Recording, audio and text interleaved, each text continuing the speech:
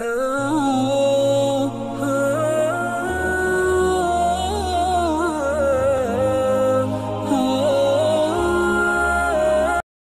صاحب نے یہ سوال کیا ہے کہ اگر قربانی کے جانور کو کتے نے کاٹ لیا تو اس کی قربانی جائز ہے یا نہیں؟ تو اس کا جواب یہ ہے کہ اگر قربانی کے جانور کو کتا کاٹ لے اور اس کا زخم اتنا گہرا نہ ہو جو عیب سمجھا جاتا ہو، یا زخم لگنے کے بعد پھر بھر جائے اور وہ عیب باقی نہ رہے،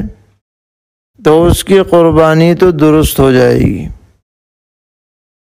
اس لیے کہ محض کتے کے کاٹ لینے کی وجہ سے کوئی جانور یا اس کا گوشت حرام نہیں ہو جاتا، کیونکہ خود قرآن پاک میں شکار کے بیان میں شکاری سدے ہوئے کتوں کے ذریعے اللہ کا نام لے کر جنہیں چھوڑا جائے، جو شکار ہوتا ہے اسے حلال قرار دیا گیا ہے۔ فَكُلُوا مِمَّا أَمْسَكْنَا عَلَيْكُمْ وَاذْكُرُوا اسْمَ اللَّهِ عَلَيْهِ۔ تو ظاہر ہے کہ جب کتا شکار کرے گا تو کچھ نہ کچھ اسے پکڑے گا، اس کے دانت اس میں گڑیں گے، تو پتہ چلا کہ اس طرح سے محض دانت لگنے کی وجہ سے جانور کا گوشت حرام نہیں ہوتا ہے۔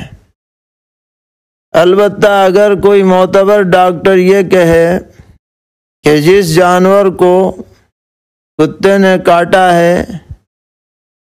تو اس کے گوشت میں